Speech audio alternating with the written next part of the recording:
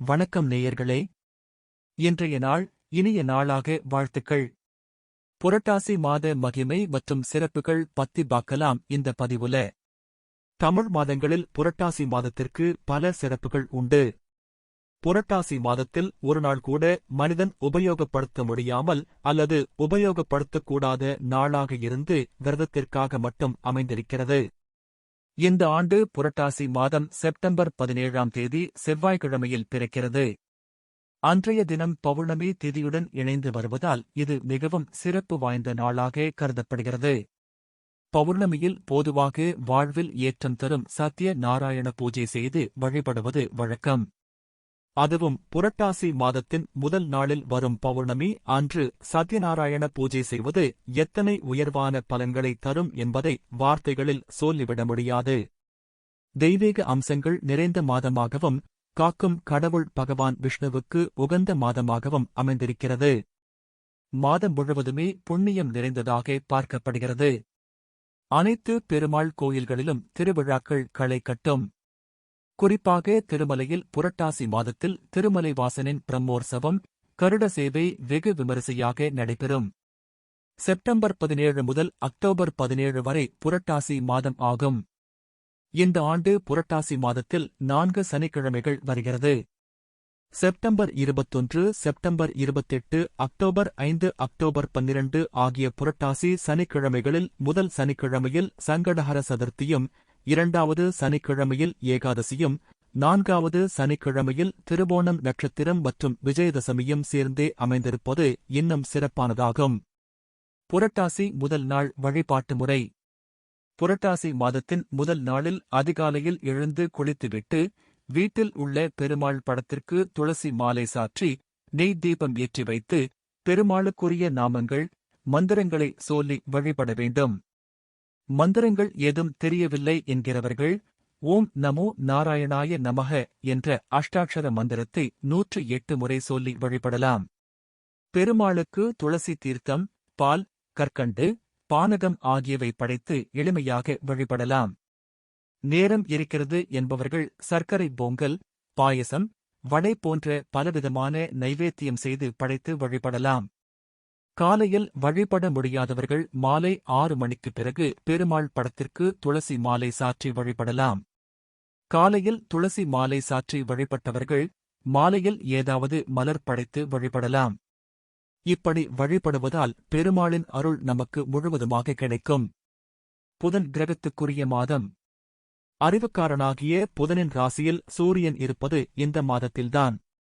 இந்த மாதத்தில்தான் சனிக்கிழமைகளில் பெருமாளுக்கு விரதம் இருக்கிறார்கள். நவராத்திரி பூஜை நடப்பதும் இந்த மாதத்தில்தான். புரட்டாசி மாதம் மகாவிஷ்ணுவுக்கு உகந்த மாதம் என்பதும் குறிப்பிடத்தக்கது.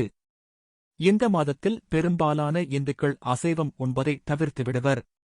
காரணம், புரட்டாசி மாதம் அசைவம் சாப்பிட்டால் உடல் பிணி அதிகமாக வரும். ஆகையால் புரட்டாசி மாதம் சீக்கிரம் ஜீரணம் ஆகக்கூடிய உணவு வகைகளை மட்டுமே உண்ண வேண்டும். இந்த முறை காலம் காலமாக கடைபிடிக்கப்பட்டு வருகிறது. புரட்டாசி மாத சனிக்கிழமைகளில் மட்டுமின்றி புதன்கிழமைகளிலும் சிறப்பு வழிபாடு நடத்துவது மிகவும் விசேஷமானதாகும். புரட்டாசி மாதம் என்பது புதனின் ஆதிக்கம் அதிகம் உள்ள மாதமாகும். ஜோதிட சாஸ்திரப்படி ஞானகாரகன் என போற்றப்படுபவர் புதன் பகவான். குழந்தைகளின் படிப்பு, அறிவு, செல்வம், திறமைகள் ஆகியவற்றை வழங்கக்கூடியவர் புதன் பகவான்தான். புதன் பகவானுக்குரிய அதிதேவதையான பெருமாளுக்குரிய புரட்டாசி மாதத்தில் வரும் புதன்கிழமையில் புதன் பகவானை வழிபடுவது மிகவும் சிறப்பான பலன்களை தரும். புதன் பகவானின் அருளையும் நமக்கு கொடுக்கும். 9 கோள்களில் ஒன்றான புதன் கிரகத்துக்குரியதாக புரட்டாசி மாதம் பார்க்கப்படுகின்றது. ஏனெனில் புதன் பகவானின் அதிதேவதையாக மகாவிஷ்ணு உள்ளார். அதனால் புரட்டாசி மாத விரதமும் வழிபாடும் பகவான் மகாவிஷ்ணுவின் அருளைப் பெற்றுத் தரும். சனி பகவானும் புதனும் நட்பு கிரகங்கள் என்பதால் புரட்டாசி மாதத்தில் வரும் சனிக்கிழமை சிறப்பு வாய்ந்தது. பல்வேறு சிறப்புகளைக் கொண்ட புரட்டாசி மாதத்தில் பெருமாளுக்கு மட்டுமன்று, இந்த மாதத்தில் அம்பாளுக்கு உகந்த நவராத்திரி, சிவனருளைப் பெற்றுத் தரும் கேதாரி கௌரி விரதம் என தெய்வங்களின் அருளாசியும் பித்ருக்களின் அருளாசியும் ஒருங்கிணைந்து கிடைப்பது சிறப்பு. புரட்டாசி மாதத்தை யமனின் கோரை பற்களுள் ஒன்றாக அக்னி புராணம் குறிப்பிடுகிறது. யமபயம் நீங்கவும் துன்பங்கள் விலகவும் புரட்டாசி மாதத்தில் காத்தல் கடவுள விஷ்ணுவை வணங்க வேண்டும். புரட்டாசி சனிக்கிழமைகளில் யாருக்கும் கடன் கொடுக்கவும் கூடாது. கடன் வாங்கவும் கூடாது. ஆனால் தர்மம் நிறையச் செய்யலாம். காகத்திற்கு அன்று ஆலை இலையில் எள்ளும் வெல்லமும் கலந்த அன்னம் வைத்தால் சனியின் தாக்கம் நீங்கும். புரட்டாசி சனிக்கிழமையன்று சிவாலயங்களுக்குச் சென்று சனி பகவானை வழிபட்டு வணங்கினால் சனி தோஷம் நீங்கும். ராகு கேதுவால் ஜாதகத்தில் உள்ள காலசர்ப்ப தோஷம், நாகதோஷம், மாங்கல்ய தோஷம், தாரதோஷம் போன்ற பலசர்ப்ப சாப தோஷங்கள் யாவும் புரட்டாசி மாதம் கருட வழிபாடு செய்வதால் சூரியனைக் கண்ட பனி போல் பறந்தோடும். புரட்டாசியில் பௌர்ணமிக்கு பிறகு வரும் 15 நாட்கள் மாலையபட்சம் என்ற பித்ரு வழிபாட்டுக்கு உரியதாகவும், அமாவாசைக்கு பிறகு வரும் 10 நாட்கள் பராசக்தியை வழிபடும் நவராத்திரி ஆகவும் கொண்டாடப்படுகிறது. சூரியன் புதன் உச்சம் பெறும் கன்னி ராசியில் பிரவேசிக்கும் மாதம்தான் புரட்டாசி மாதமாகும். பௌர்ணமிக்கு அடுத்து வரும் பிரதமை திதி முதல் அமாவாசை வரை மகாலய பட்சம் என்று அனுஷ்டிக்கப்படுகிறது. அசைவம் சாப்பிடாமல் பிதர்களுக்கு உரிய வழிபாடுகளையும் புண்ணிய காரியங்களையும் செய்வதற்கான நாட்களாகும். புரட்டாசி மாத விரதம். அனைத்து சனிக்கிழமையில் விரதம் இருந்து பெருமாளை வணங்குவது நல்லது. அப்படி விரதத்தை கடைபிடிக்க முடியாதவர்கள் இந்த புரட்டாசி மாத சனிக்கிழமைகளில் மட்டுமாவது விரதம் இருந்து பூஜை செய்து முடிந்த அளவிற்கு அன்னதானம் வழங்கினால் பெருமாளின் அருளாசிகளை பெறலாம். திருமண தடை நீங்க பெருமாளுக்கு மாவிளக்கு ஏற்றி வழிபடுங்க. மகாவிஷ்ணுவுக்கு மிக மிக உரித்தான மற்றும் விருப்பமான நாளான ஏகாதேசி திதி புரட்டாசியில் மகா ஏகாதசியாக கொண்டாடப்படுகிறது. ஆண்டு முழுவதும் ஏகாதசி விரதம் இருந்து பெருமாளை வழிபட முடியாதவர்கள் கூட புரட்டாசி மாதம் வரும் ஏகாதசியில் விரதம் இருந்தால் ஓராண்டுக்கான விரதம் இருந்த பலன் கிடைக்கும். பெருமாள் திருமலையில் அவதரித்தது புரட்டாசி மாதம் திருவோண நட்சத்திரத்தில் என்று கூறப்படுகிறது. ருத் மகாவிஷ்ணுவின் அவதாரமாக காஞ்சிபுரத்தில் வேதாந்த தேசிகர் அவதரித்தது புரட்டாசி மாதத்தில். இவ்வாறு புரட்டாசி மாதம் மகாவிஷ்ணுக்கு உகந்த மாதம் ஆனது. சனிக்கிழமைகளில் பொதுவாக பெருமாளுக்கு விரதமிருப்பது வழக்கம்தான். இதில் புரட்டாசி மாத சனிக்கிழமைக்கென ஒரு விசேஷம் இருக்கிறது. திருப்பதி வெங்கடாசலபதியை குலதெய்வமாக கொண்டுள்ள குடும்பங்களில் மாவிளக்கு ஏற்றி திருவாராதனம் செய்வது வழக்கம். மாவு உருண்டை என்பது ஏழுமலையையும் அதன் மேல் பற்ற வைக்கும் தீபம் வேங்கடவனையும் குறிக்கும். சனிக்கிழமை விரதத்தின் முக்கியத்துவம். சனிக்கிழமைகளில் விரதம் இருப்பது சிறப்பென்றாலும் அதிலும் புரட்டாசி மாதம் வரும் சனிக்கிழமைகளில் விரதம் மேற்கொள்வது கூடுதல் சிறப்பு. பெருமாளுக்கு நாடெங்கும் கோயில்கள் இருந்தாலும் திருப்பதியில் அமைந்துள்ள வெங்கடாசலபதி திருக்கோயில் இந்தியளவில் மிகவும் பிரசித்தி பெற்றது. திருமலையில் பீமன் என்கிற குயவன் ஒருவன் வாழ்ந்து வந்தான். அவன் பெருமாளின் தீவிர பக்தன். சனிக்கிழமைகளில் பெருமாளுக்கு விரதம் இருப்பதாக சங்கல்பம் எடுத்துக்கொண்டான் பீமன். ஆனால் பரம ஏழையான பீமன் விரதத்தை மேற்கொள்ள கோயிலுக்கு செல்லக்கூடிய வசதியில்லாமல் இருந்தான். அப்படியே கோயிலுக்கு சென்றாலும் பூஜை செய்யத் தெரியாது. பீமன் தனது தொழிலான மண்பாண்டங்களை செய்து வந்தான். கோயிலுக்குப் போகும் சூழல் இல்லாததால் பெருமாளையே இங்கு வரவழைத்துவிட்டால் என்ன என்று தோன்றியது பீமனுக்கு. களிமண்ணால் செய்யப்பட்ட பெருமாள் சிலை. பீமனிடம் இருந்த களிமண்ணால் ஒரு பெருமாள் சிலையை செய்தான். அதற்கு பூஜை செய்ய பூக்கள் வாங்கக்கூட அவரிடம் பொருள் வசதியில்லை. அதன் காரணமாக தினமும் தன் வேலை செய்து முடித்தவுடன் மீதமாகும் களிமண்ணில் பூக்கள் செய்தான். அப்படி செய்த பூக்களை மாலையாக கோர்த்து மண்பூ மாலையாக பெருமாளுக்கு அணிவித்து பூஜித்தான். தொண்டைமானின் தங்கப் பூமாலை.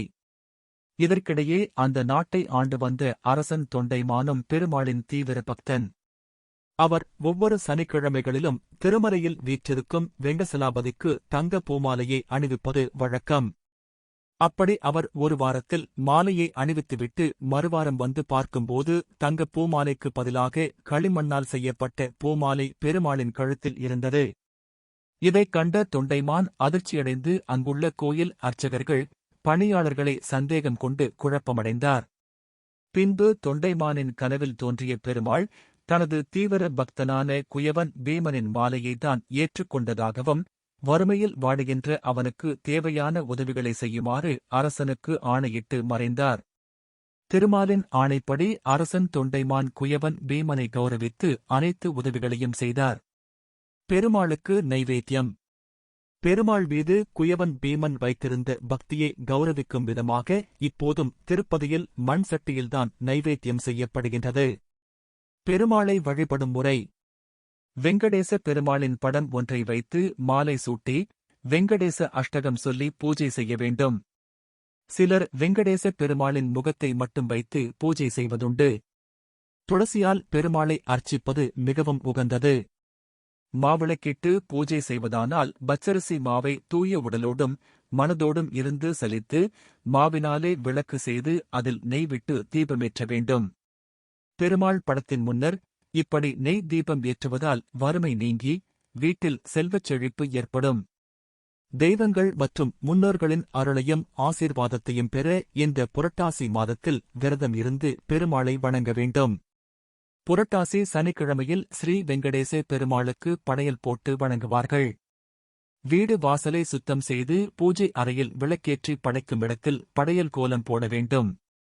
தளியலுக்கு தேவையான சர்க்கரை பொங்கல், எள்ளு பாயசம், புளி சாதம், தயிர் சாதம், தளியல் வடை, கொண்டை கடலை சுண்டலுடன் வாழைக்காய் பொரியல் ஆகிய நைவேத்தியங்கள் தயார் செய்ய வேண்டும். புரட்டாசி மாதம் பிரதோஷம். புரட்டாசி மாதம் பெருமாளுக்கு உரித்தாக இருந்தால் கூட புரட்டாசியில் வரும் ஏகாதசி போலவே பிரதோஷ நாட்களும் மிக மிக விசேஷமானவை. புரட்டாசியில் வரும் வளர்பிறை பிரதோஷம் மற்றும் தேய்பிறை பிரதோஷ நாளில் சிவ தரிசனம் செய்வது, பிரதோஷ விரதம் இருப்பது பித்ரு தோஷம் போக்கும் என்பது ஐதீகம். புரட்டாசி மாதம் நவராத்திரி. புரட்டாசி மாதத்தின் மற்றொரு தனிச்சிறப்பு நவராத்திரி. புரட்டாசி அமாவாசைக்கு அடுத்த நாள் நவராத்திரி துவங்கி தென் மாநிலங்களில் 9 நாட்களும் 10வது நாள் விஜயதசமி ஆகவும் வட மாநிலங்களில் துர்காஷ்டமி, தசரா, நவராத்திரி என்று 10 நாட்கள் ஒவ்வொரு நாளும் அம்பாளை விமரிசையாக கொண்டாடுவார்கள். நவராத்திரி கொலு வைக்காதவர்கள் கூட கலசம் வைத்து ஒவ்வொரு நாளும் ஒவ்வொரு அம்மனை வழிபடலாம். புரட்டாசி மாதம் தேய்பிறை அஷ்டமி.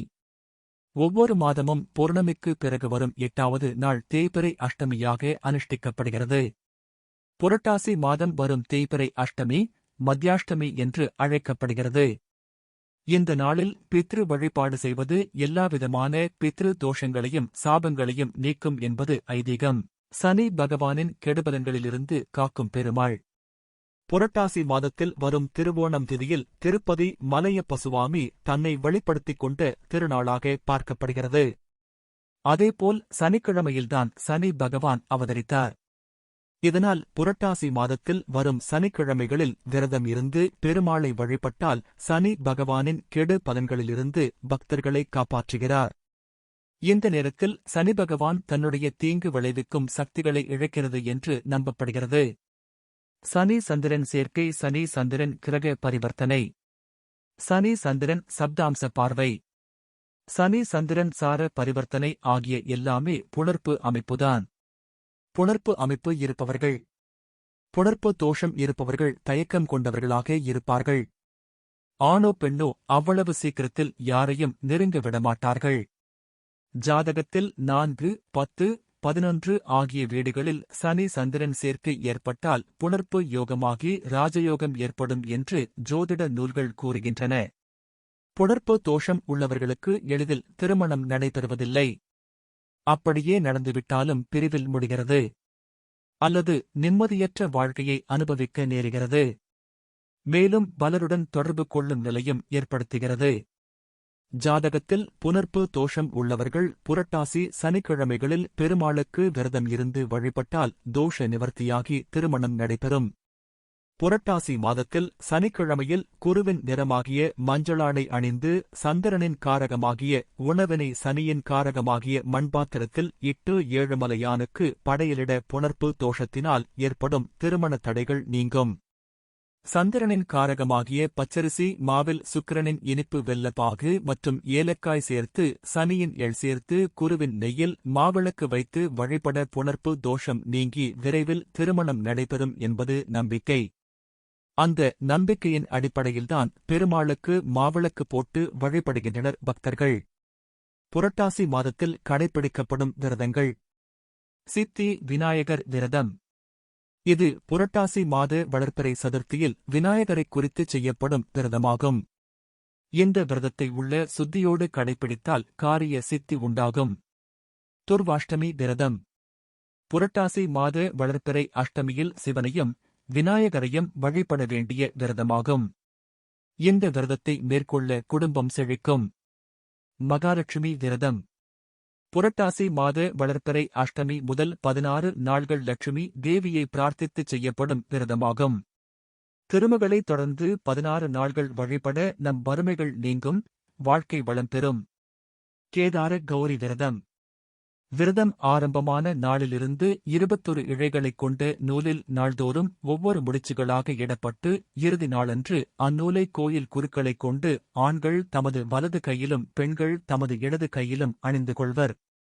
சக்திரூபமான பார்வதி தேவி சிவனை நினைத்து விரதமிருந்து வழிபட்டு அதன் பலனாக சிவபெருமானின் இடது பக்க வாதியுடம்பை பெற்று அர்த்தநாரியாகவும் அர்த்த நாரீசுவரியாகவும் ஒன்றாகிய விரதமே கேதார கௌரி விரதமாகும்.